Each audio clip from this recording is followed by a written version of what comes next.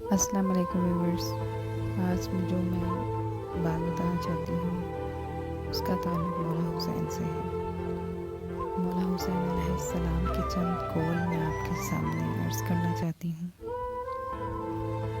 جن میں نمبر 1 پہ ہے: مومن زندگی میں آخرت کا سامان جمع کرتا ہے اور کافر اسی دنیا کی چند روزہ لذتوں میں مگن رہتا ہے۔